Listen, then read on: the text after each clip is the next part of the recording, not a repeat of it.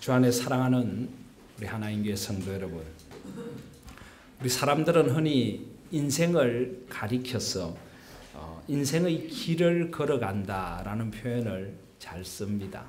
인생의 여정이라고 하지요.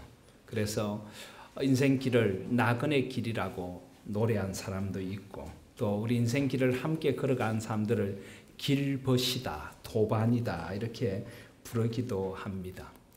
이 인생을 길에 비유하는 것은 비단 우리가 일반적으로 일컫는 표현만이 아니라 성경이 그렇게 말씀합니다. 성경은 인생을 길이라고 표현하고 있습니다.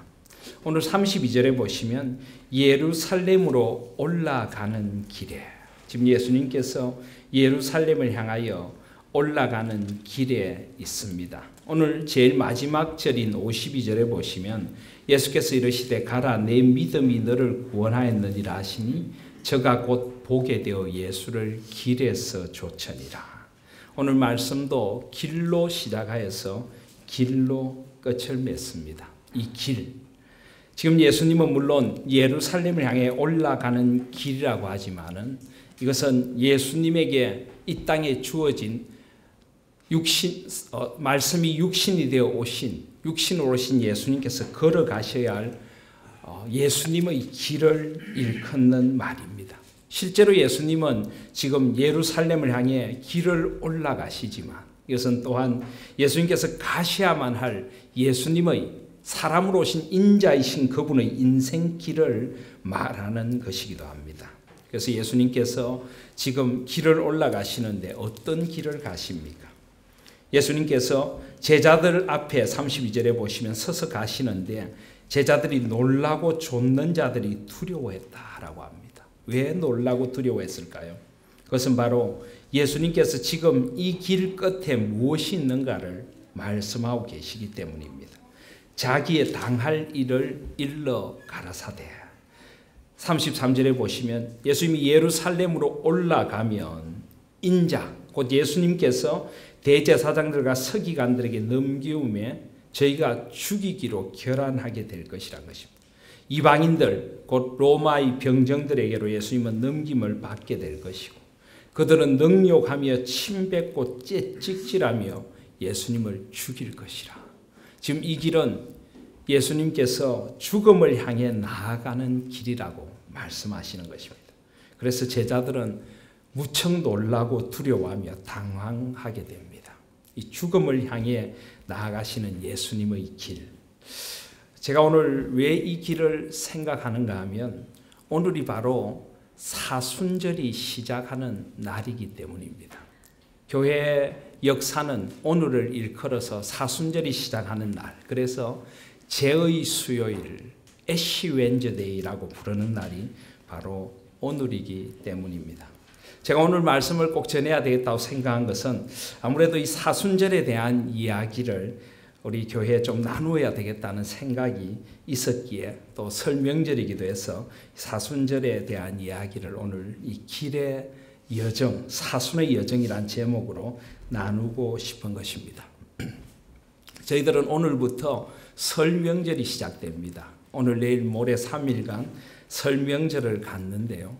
우리가 살아가면서 이런 명절, 절기라는 것이 우리 사람들에게는 있습니다. 어느 민족에게나 나름대로의 명절, 축제의 날이 있고 절기가 있습니다.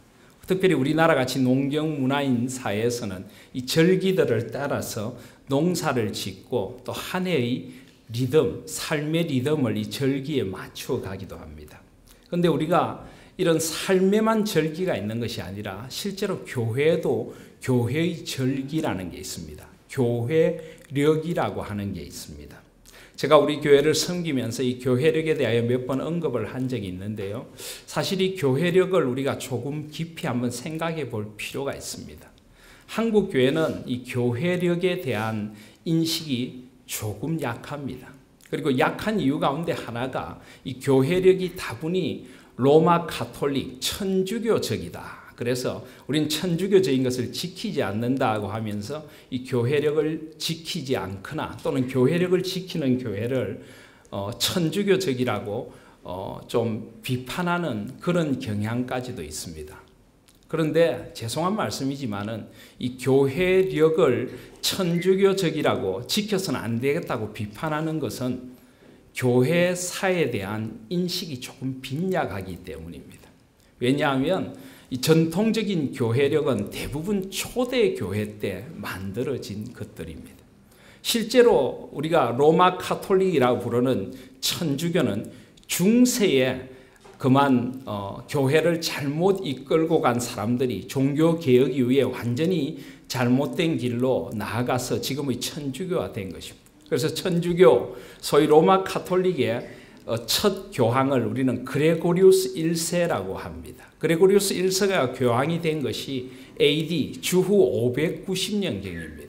그러니까 사실 그레고리우스 1세 때부터 시작해서 점점 교회가 타락하기 시작해서 중세 천년의 세월 동안 잘못된 길로 나아갔고, 그것을 1517년에 마르틴 루터가 종교 개혁을 함으로 교회의 원래 본 뿌리로 돌아오는 운동을 일으켰습니다. 그것이 바로 종교 개혁 또는 교회 개혁입니다. 그래서 우리가 한 가지 착각하지 마셔야 될 게, 우리 개신교가 결코 카톨릭에서 나온 작은 집이 절대 아닙니다. 그것은 완전히 잘못된 인식입니다. 우리는 초대교회를 흔히 굉장히 아름다운 교회의 어떤 표본이라고 하는데, 초대교회는 너무 아름다운 교회였습니다. 초대교회가 서가면서 말씀이 성경 66권이 온전히 교회 안에 자리를 잡게 되고, 예수님이 어떤 분이신가 하는 기독론적인 교리와 교회론 여러 교리들이 자리를 잡으면서 교회가 단단히 서간 것이 초대 교회입니다. 그리고 이 초대 교회가 가지고 있던 그 교회의 순전함, 이것들이 바로 중세 590년 이후에 그레고리우스가 교황이 되면서 점점 변질되기 시작해서 이 중세 교회가 변질되었던 그 교회를 다시 초대교회의 아름다움으로 돌려놓은 것이 종교개혁입니다. 우린 결코 중세교회, 로마 카톨릭에서 나온 작은 집이 아니라 어떤 의미에서 우리가 큰 집이라고 할 수가 있습니다. 초대교회의 그 아름다움, 이 내려오던 것을 중세교회가 그만 비뚤어 놓은 것을 다시 바르게 돌려서 초대교회의 그 아름다움을 성계하고 교회의 본질을 되살린 것이 종교개혁이라고 할 수 있습니다. 그래서 우리가 생각하는 교회력들은 대부분 이 초대교회 때 만들어진 것입니다. 오늘 제가 말씀드려 하는 사순절도 초대교회 때인 325년, 주전 325년에 니케아 종교회의에서 이 사순절 기간이 40일로 결정이 되었습니다. 그래서 대부분의 교회력들은 다 초대교회 때 만들어진 것입니다. 그래서 오늘 우리가 이 교회력에 대하여 조금 인식을 가지는 게 좋겠다는 생각을 가지게 되었고, 또 앞으로 우리 하나님교회가 성경의 본질로 돌아가고 초대교회의 아름다움으로 돌아가기 위해서 저는 이 우리가 잊고 있었던 교회력의 아름다움을 우리 교회에 다시 살려내야 되지 않는가, 이런 생각을 담임 목사로서 하게 된 것입니다. 이 교회력이라고 하는 이 교회의 절기는 원래 예수 그리스도의 구원, 그리고 삼위 하나님의 창조와 구원과 섭리, 이 성부 하나님과 성자 하나님과 성령 하나님의 구원의 근거에서 만들어진 것이 교회의 달력, 교회력입니다. 마치 우리나라의 달력이 옛날 24절기가 농경문화, 어떻게 농사를 지을 것인가, 봄, 여름, 가을, 겨울 이 계절의 흐름에 따라서 만들어졌다면, 교회력은 예수 그리스도의 그 구원의 은총, 그 구원을 우리에게 매해 새롭게 가르치기 위하여 만들어진 것이 교회력입니다. 그래서 이 교회력에는 크게 두 가지 사이클이 있습니다. 첫 번째는 온전히 예수 그리스도의 구원의 은총에 근거해서 만들어진 예수 그리스도 중심의 교회력이 하나 있습니다.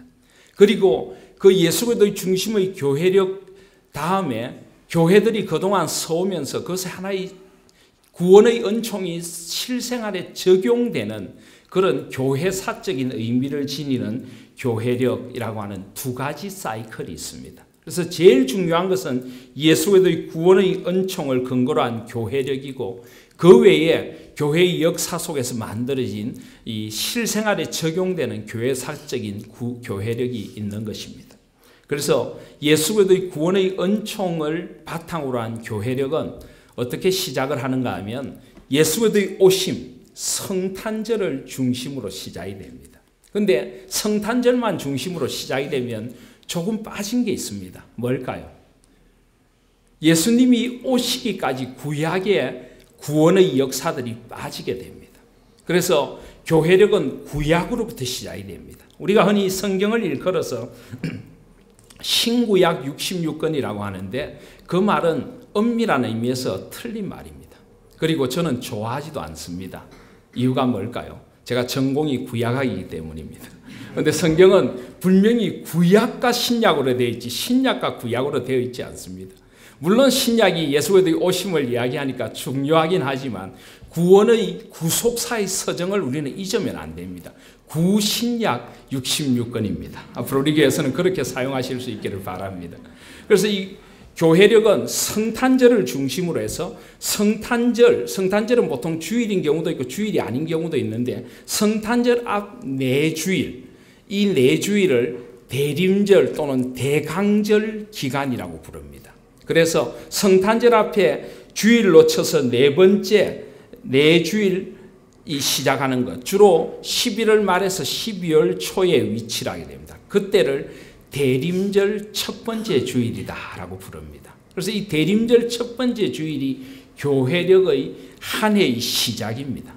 교회력은 우리가 세상의 달력처럼 1월 1일로 시작하는 것이 아니라 대림절 첫 번째 주일로부터 시작이 됩니다. 그래서 대림절 첫 번째 주일, 두 번째 주일, 세 번째 주일, 네 번째 주일이 지나고 그 다음에 성탄절이 오게 됩니다. 그래서 이 대림절기 동안 주로 교회에서는 구약의 이 예수 그리스도의 오심을 예언한 말씀들을 저 멀리 창세기 3장 15절 창세기로부터 시작해서 점점 예수 그리스도의 오심에 가까워오는 말씀들을 증거하면서 구약의 그 메시아를 기다리는 그 가슴 벅참 그 기대 속으로 점점 교회가 나아가도록 됩니다. 그리고 이 대림절 기간엔 초를 켜기도 하는데요. 초 빛깔도 진한 보라색으로부터 점점 짙은 색에서부터 분홍색, 흰색으로 나아가면서 점점 예수 그리스도의 오심이 빛으로 오신 예수님의 그 밝음, 그것을 점점 드러내면서 교회는 예수 그리스도의 오심을 설교하고 노래하고 기다리면서 대림절 기간을 보내게 됩니다. 그리고 이 대림절 사주가 끝나면 이제 성탄절기가 시작됩니다. 12월 25일을 성탄절로 지키고요. 그 다음 1월 6일이 주현절입니다. 주현절은 주님이 오셨다. 그래서 주님의 어린 시절에 대한 설교를 시작해야 되는데요. 거기까지를 성탄절기라고 부릅니다. 우리가 흔히 성탄절 부활절을 너무 한 주일에 국한시키는 것도 아쉽습니다. 성탄의 은혜가 연말 송구 영신 새해까지 계속 울려 퍼져야 됩니다. 그래서 12월 25일부터 1월 5일까지를 성탄절기라고 부릅니다. 그리고 나면 이제 1월 6일이 되면 주현절을 지킵니다. 이때 주로 어린 시절의 예수님이 우리 가운데 어떤 분으로 오셨는가 주님의 현현에 대하여 설교를 하게 됩니다. 그리고 이 주현절이 지나면은 이제 예수님의 생애에 대하여 설교를 합니다. 수세주일이라든지 예수님께서 세례를 받으신 것의 의미라든지 산상변모주일이라든지 예수님께서 변화되신 것이 구속사적으로 얼마나 큰 것인가 이런 것들을 지키는 주일들을 지키게 됩니다. 그러다가 이제 예수님이 생애를 쭉 설교하다가 이제 그 다음 절기가 있는데 사순절기가 시작됩니다. 여기서부터는 예수님의 고난에 대하여 교회가 설교를 하고 기념을 하게 됩니다. 이 사순절은 어떻게 하는가 하면요. 오순절이 50일인 것처럼 사순절은 부활절을 중심으로 해서 이 부활절 전 40일을 사순절기라고 부릅니다. 그런데 엄밀한 의미로는 40일이 아니고 46일이 됩니다. 그 이유가 뭘까요? 주일은 애기 때문에 주일은 기쁨의 날이고 부활의 절기이기 때문에 작은 부활절이기 때문에 이 사순절은 예수님의 고난 그리고 십자가의 은혜 그 고난 속에서 우리의 죄를 예수님께서 40일 동안 광야에서 고난을 받으신 것처럼 우리의 죄를 내어놓고 주님 앞에 회개하고 자기를 비우고 주님의 은혜로 채우는 기간이 이 40일의 기간입니다. 그래서 주일을 빼다 보니까 사실은 46일이 됩니다. 그래서 부활절, 여러분 부활절 계산하는 법 아시죠? 부활절 계산은 여러분 개인적으로 하실 필요 전혀 없습니다. 하시려고 하면 헷갈립니다. 교회가 왜 이렇게 정했는지 모르겠는데 충분히 지나고 첫 만월, 보름달이 지나고 난 첫 번째 주일이 부활절입니다. 헷갈리시죠? 교회력 계산하는 사람들이 다 해줍니다. 올해 같으면 4월 5일이 부활절입니다. 그래서 4월 5일부터 46일을 뒤로 빼면은 바로 올해에는 사순절이 시작한 날이 바로 오늘입니다. 2월 18일이 되는 것입니다. 해마다 조금씩 바뀝니다. 그래서 이 사순절이 시작하는 날을 죄의 수요일이라고 부릅니다. 구약에서 죄를 뒤집어 쓴다는 것은 참회의 표시입니다. 죄를 뒤집어 쓰면서 베옷을 입고 회개를 외치게 됩니다. 이 사순절이 되면은 초대교회에서는 정말 죄를 뒤집어 쓰며 또 서로에게 죄를 뿌리며 이렇게 고백했다고 합니다. 너는 흙이니 흙으로 돌아갈지어다. 인생의 허무함을 깨닫고 주님 앞에 깊은 회개, 비움과 또 주님의 은총으로 체험의 기간이 이 사순의 기간입니다. 그래서 이 40일 동안 원래 옛날 초대교회는 부활절에 항상 세례를 베풀었습니다. 왜냐하면 부활은 예수 그리스도 안에서 우리가 죽고 새롭게 나는 날이기 때문입니다. 그래서 이 40일 동안을 세례 공부를 시키는 기간으로 삼습니다. 우리 교회에 처음 들어오신 분들에게 이 40일 동안 세례의 의미를 가르쳐서 세례를 준비합니다. 그리고 이미 세례를 받은 분들도 이 40일 동안 자기가 받은 세례의 의미를 새롭게 하는 것입니다. 로마서 6장 같은 말씀을 통해서 세례란 그냥 죄를 씻는 정도가 아니라 우리 죄된 몸이 그리스도 안에 죽고 다시 살아나게 되었다. 이것을 생각하면서 내가 정말 세례받은 자답게 살고 있는가. 그래서 이 사순절의 기간이 되면 주일 예배를 드리며 세례를 이미 받은 분들에게도 종려나무 가지에 물을 적셔서 뿌리면서 당신의 세례를 기억하십시오. 당신은 세례받은 자입니다. 세례받은 사람답게 살고 계십니까? 그렇게 자신을 돌아보며 주님 앞에 자신의 죄들을 다 하나하나 내려놓고 부활을 준비하는 기간이 바로 이 사순절인 것입니다. 그래서 오늘부터 시작해서 40일, 주일을 포함해 46일 동안 사순의 여정을 떠나게 되는 것입니다. 그리고 이제 사순절 제일 마지막 한 주간이 고난주간이 되는 것입니다. 고난주간. 고난주간이 되면은 목요일 날 저녁에 교회에 모여서 예배를 드렸습니다. 성목요일. 그날은 교인들이 세족식을 하면서 예수님께서 제자들이 발을 씻어 주셨던 것을 기념하며 섬김의 자리로 나아갑니다. 금요일이 되면 성금요일 예배를 드리며 예수님께서 십자가에 못 박혀 죽으신 정사 예배를 드리면서 또 주님 앞에 성목요일 날 보통 원래는 성찬식을 합니다. 예수님께서 목요일 밤 잡히시던 그 밤에 성만찬을 하셨기 때문에. 그리고 금요일에는 주님의 죽으심을 기념하는 성금요일 예배를 드리게 됩니다. 그리고 토요일에 안식을 한 후에 이제 안식 후 첫날 주일, 그날이 바로 부활절이 되는 것입니다. 사실 어떤 의미에서 우리는 성탄절은 크게 지키고 부활절은 별로 크게 안 지키는 그런 경향이 있습니다. 이것은 상당히 다분히 상업적입니다. 성탄절이 상업적으로 장사가 잘 되니까 세상이 떠들썩하고 부활절은 좀 조용한데 어떤 의미에서는 성탄절보다 부활절이 훨씬 큰 절기입니다. 구원의 은총이 예수의 오심으로 시작되어서 부활해서 절정을 이루게 되는 것입니다. 그래서 우리 교회가 성탄절도 크게 지켜야 하지만 부활절을 훨씬 크게 지켜야 합니다. 실제로 좀 서구에 기독교 문명이 많이 들어간 나라들에는 부활절도 굉장히 떠들썩합니다. 부활절 되면 이스터 그 축제의 기간이 돼가지고 뭐 부활절 계란 그런 것들을 나누고 부활절 장식이라는 이런 것들이 굉장히 많습니다. 저는 앞으로 우리 교회가 부활절도 성탄절보다 더 크게 지킬 수 있는 교회가 되면 좋겠습니다. 그래서 이 부활절이 지나고 부활절이 하루로 끝나는 것이 아니라 부활절 후에 50일 후에 오순절이 오게 됩니다.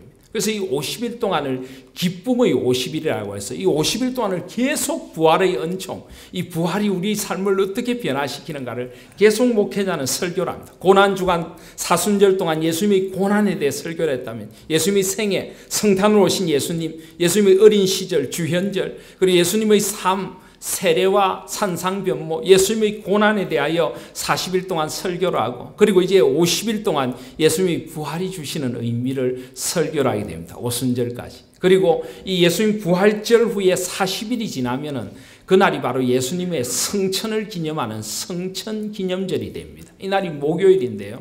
제가 있었던 개혁교회도 이 목요일 날 교회에 모여서 예배를 드립니다. 성천 기념 예배를 드립니다. 그리고 예수님의 성천이 가져온 그 풍성함을 전하게 되는 것입니다. 그리고 그 열흘 후에 오순절을 통해서 성령의 오심을 기념합니다.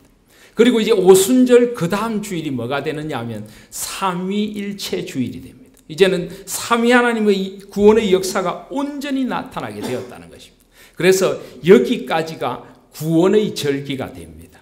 그래서 대림절 첫 번째 주일부터 삼위일체 주일, 오순절 다음 주일까지 그렇게 하면은 한 해 한 어느 정도가 될까요? 한 절반 정도가 됩니다. 그리고 나면 그 다음 나머지 절반은 이제 구원받은 성도가 어떻게 살아야 되는가. 그래서 삼위일체 주일 후 첫 번째 주일, 두 번째 주일, 또는 오순절 후 첫 번째 주일, 두 번째 주일, 또는 어떤 교회에서는 창조절 첫 번째 주일, 두 번째 주일, 이런 이름을 붙여가지고 이제는 구원받은 성도의 삶에 대하여 설교를 하면서 한 해의 나머지 부분, 선교와 전도와 또 그리스도인의 윤리와 가정과 삶에 대하여 나누는 6개월을 보통 보내게 됩니다. 자, 여러분 한번 생각해 보십시오. 이 교회력이 1년을 단위로 계속 반복이 됩니다. 그러면 1년의 절반은 예수 그리스도의 구원의 은혜가 대림절부터 오순절 삼위일체 주일까지 점점 커지면서 성경 전체에서 예수님의 구원의 은혜를 해마다 새롭게 우리가 배우게 됩니다. 예수 그리스도 중심의 설교가 되는 것입니다. 그리고 나머지 6개월은 그 구원받은 사람이 어떻게 살아야 되는가를 이 구원의 은총에 근거해서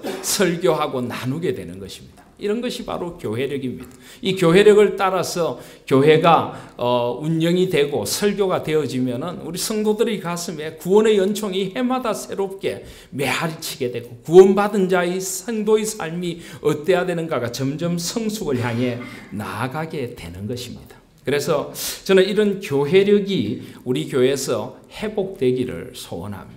그래서 우리가 이런 교회력을 통하여서 다시 한번 말씀드리지만 이런 교회력이 결코 중세 가톨릭 천주교적인 것이 아닙니다. 어떤 의미에서는 초대교회 때부터 계속되었고 성령 하나님께서 예수님의 구원의 은총을 교회가 기념하고 우리의 다음 세대에게 가르치고 잊지 않도록 하고 그 구원의 은총에 근거해서 살아가도록 해주신 하나님의 은총의 교회력인 것입니다. 그래서 교회력을 은총의 교회력이다라고 부릅니다. 자, 그렇다면 우리가 지키는 맥추감사주일이나 추수감사주일 또는 종교개혁 기념주일은 어떻게 됩니까?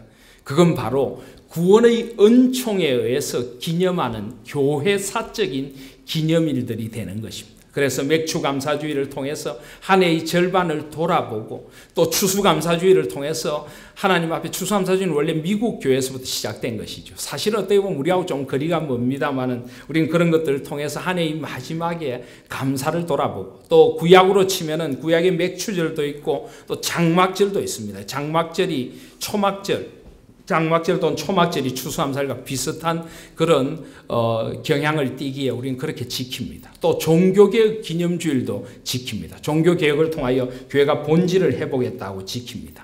자, 그런데 문제는 이 로마 가톨릭에서 이 교회력을 너무 지나치게 적용하다 보니까 로마 가톨릭은 매주일 이름을 붙였습니다. 그래서 매주일 성인의 이름을 붙여가지고 사람들의 이름을 갖다 붙이는 이런 좀 지나치게 우상화된 교회력을 지켰습니다. 이것은 우리가 거절을 해야 됩니다. 그래서 우리는 로마 가톨릭식의 교회력이 아니라 초대교회부터 내려오던 그 아름다운 교회력을 지키는 겁니다. 물론 로마 가톨릭도 금방 제가 이야기한 것들을 대부분 지킵니다. 그런데 그것은 뿌리가 로마 가톨릭이 아니라 초대교회 때부터 있는 것이고 로마 가톨릭이 잘못 집어넣은 교회력들은 우리는 거부해야 합니다.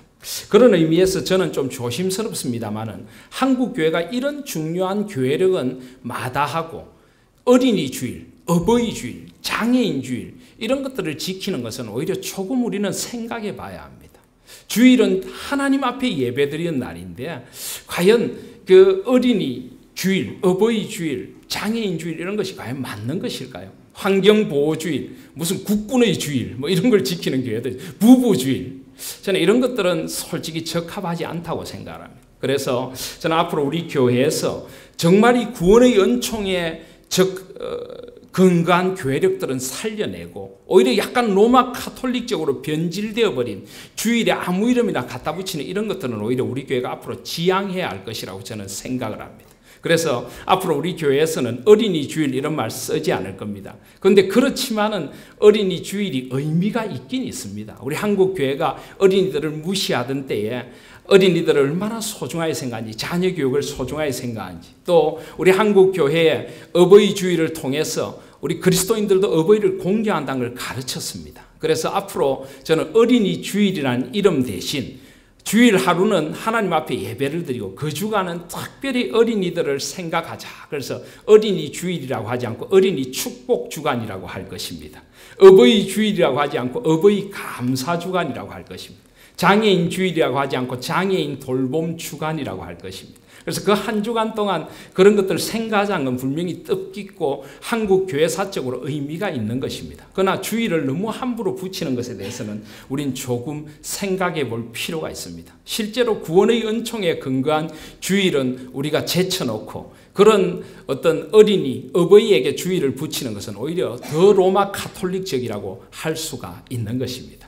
이런 것에서부터 우리가 성경적이고 교회사적인 근원으로 돌아가야 하는 것입니다. 그래서 오늘 제가 이 사순절에 대한 의미를 오늘 우리가 함께 일깨워 보자고 하는 것이 바로 그런 의미입니다. 물론 이 초대교회 때부터 사순절을 지키면서 사순절이 이 중세 로마 카톨릭이 와서 이게 너무 좀 약간 변질된 절기가 되어 버리기도 했습니다. 이동안 금식하면서 너무 고난만을 생각하는 그런 절기로 변질된 것도 좀 있습니다. 그런데 초대교회는 사순절이 무조건 고난의 절기만은 아니었습니다. 아까도 이야기했지만은 주님의 고난에 동참한다는 것은 무조건 슬픈 일만은 아닙니다. 그것은 기쁨일 수도 있고 그것은 나를 주님으로 말미암아 채우는 새로움일 수도 있는 것입니다. 오늘 말씀이 바로 그런 것들을 잘 보여줍니다. 오늘 예수님께서 32절 이하에 보시면 예수님이 죽을 것이나 하는데 예수님은 죽음만을 예고하고 있지 않습니다. 34절 뒷부분에 보시면 분명히 저는 3일 만에 살아나리라. 그러니까 이 사순절은 예수님의 죽음만을 기념하는 절기가 아니라 부활의 소망을 바라보면서 3일 만에 살아나리라. 그 부활을 향하여 나아가는 절기입니다. 우리의 죄된 몸이 죽고 예수가 새로운 생명으로 살아서 그 생명의 여정을 걸어가는 게 사순절이 되는 것입니다. 그래서 이 사순절은 무조건 슬퍼하고 금식하는 절기만은 아니라는 것. 오히려 우리의 죽음과 죄의 그림자를 하나하나 걷어내고 생명으로 채워가는 절기가 사순의 절기가 되어져야 하는 것입니다. 또 두 번째로 35절 이하에 보시면 예수님의 제자들이 예수님은 지금 죽으러 간다 그러시는데 무서워하고 두려워하긴 했지만 지금 그 자리에서도 서로 높은 자리에 앉으려고 다투고 있습니다. 주의 영광 중에 하나는 주의 우편에 하나는 주의 좌편에 앉게 해달라. 세베대의 아들 야고보와 요한이 그렇게 부탁을 합니다. 마태복음에 보면은 세베대의 아들 야고보와 요한 어머니 살로메가 부탁을 합니다. 살로메가 원조 치맛바람이라고 할 수가 있죠, 그죠?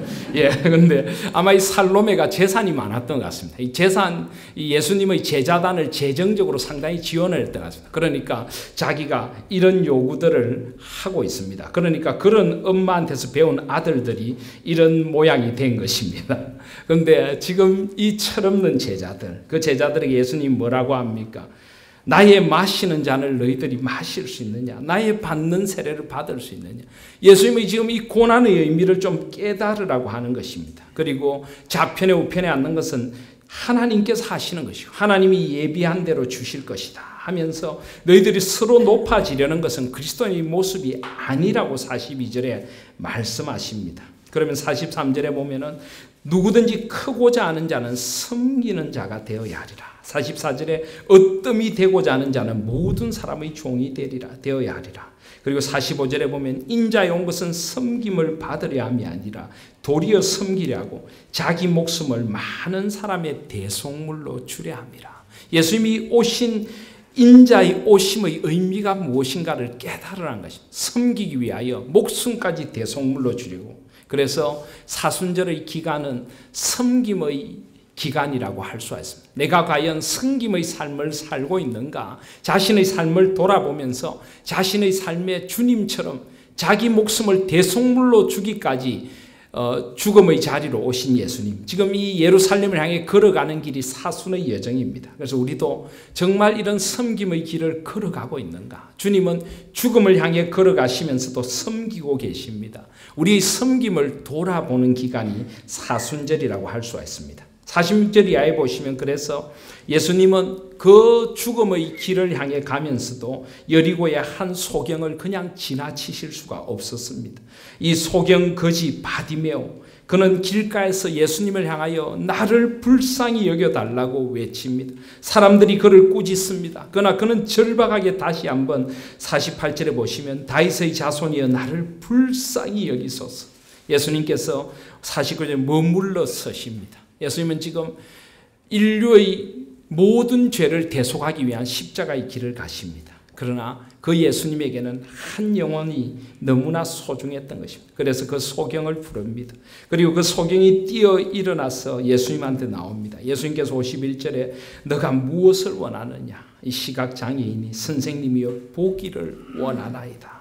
52절에 보면 예수께서 이르시되 가라 내 믿음이 너를 구원하였느니라.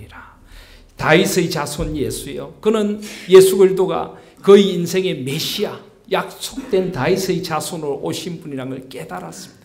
예수님만이 그를 구원해 주실 수 있는 분이라는 걸 깨달았습니다. 이 온전한 믿음, 이 믿음을 통하여 예수 그리스도께서는 이 소경 시각장애인의 눈을 뜨게 해 주신 것입니다. 그렇습니다. 예수님은 마지막까지도 섬기셨습니다. 마지막까지도 제자들의 발을 씻어 주셨습니다. 우리도 한 불쌍한 영혼을 향하여 나아가는 기간이 사순절의 기간이 되어져야 합니다. 우리 주위에 이 예수님의 구원의 은총을 모르고 살아가는 이들이 없는가를 돌아보면서 그들을 향한 섬김의 길로 나아가는 자리, 예수 그리스도의 십자가의 은혜만 온전히 바라보고 그 은혜를 이웃들에게 전해주는 기간이 사순절이 되어져야 합니다.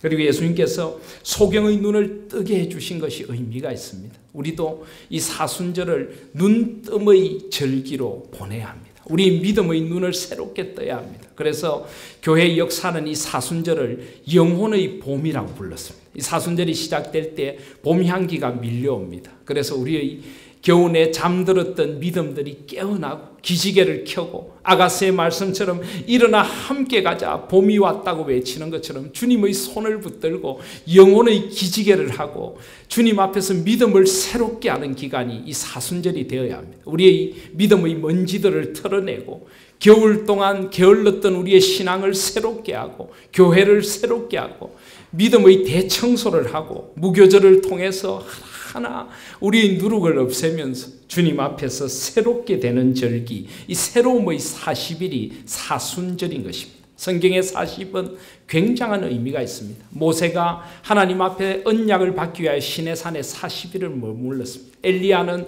하나님의 산을 향해 40주야를 걸어갔습니다. 예수님은 40일 동안 광야에서 사탄의 시험을 이기셨습니다. 우리도 이 40일의 기간 동안 부활을 맞을 준비를 하며 영혼의 기지개를 켜는 것입니다. 이 사순절, 그래서 어떤 교회는 사순절 특별 새벽 기도를 하기도 합니다. 이런 기도를 통하여서 또 영혼의 눈뜸을 통하여서 주님 앞에 우리의 믿음을 새롭게 하는 절기, 바디메오의 눈이 떠진 것처럼 우리의 영혼과 믿음의 눈이 크게 떠지는 절기가 될 수 있기를 소원합니다. 그래서 마지막에 보면 바디메오도 예수를 길에서 좇으니라. 무엇보다 이 사순절은 우리 주님을 따라가는 절기입니다. 인생의 여정에서 주님 한 분만 올곧게 바라보시며 주님이 가신 그 고난의 길, 그 십자가의 길, 그 생명에 이르는 부활의 길을 우리도 걸어가는 것입니다. 이 사순의 여정을 함께 떠나실 수 있는 저와 여러분들이 되시기를 주님의 이름으로 소원드립니다. 그래서 저는 말씀을 맺으며 마지막으로 사순의 여정이라고 하는 시를 하나 소개하려고 합니다. 이것은 그냥 시가 아니라 신앙의 노래입니다. 해마다 이맘때가 되면 우리는 특별한 여정을 시작합니다. 머리에 죄를 얹으며 듣게 되는 회개하고 복음을 믿으십시오 라는 말씀의 의미는 사순의 시기를 향한 여정의 초대장인 동시에 어떤 여정을 떠나야 하는지를 알려주는 이정표가 됩니다. 이 여정은 하나님의 사랑을 다시 바라보게 우리를 초대하고 그분이 누구이신가를 다시 찾도록 우리를 이끌어주며 우리를 부르시는 그분의 목소리를 다시 들을 수 있도록 우리 마음문을 활짝 열어주는 여정이 됩니다. 이 회개와 신앙의 여정을 통해 독생자를 세상에 보내신 아버지의 사랑과 아버지의 뜻에 따라 당신을 온전히 들이신 예수 그리스도의 순종과 헌신의 향내를 그 어느 때보다 더 깊이 들이마시게 됩니다. 사순의 여정은 내적인 생명을 정화하는 여정이며 회개와 확신으로 우리를 이끄는 나눔과 사랑의 여정입니다. 주님께서 이 시리도록 아름다운 사순의 여정에 우리를 초대하시듯이 우리도 사랑하는 이들을 이 아름다운 사순의 여정으로 초청합니다. 사랑하시는 여러분, 이 아름다운 사순의 여정을 이제 오늘부터 부활의 그날까지 주님 앞에서 함께 떠나실 수 있는 우리 모든 하나인 교회 공동체가 되시기를 주님의 이름으로 소원드립니다. 아멘.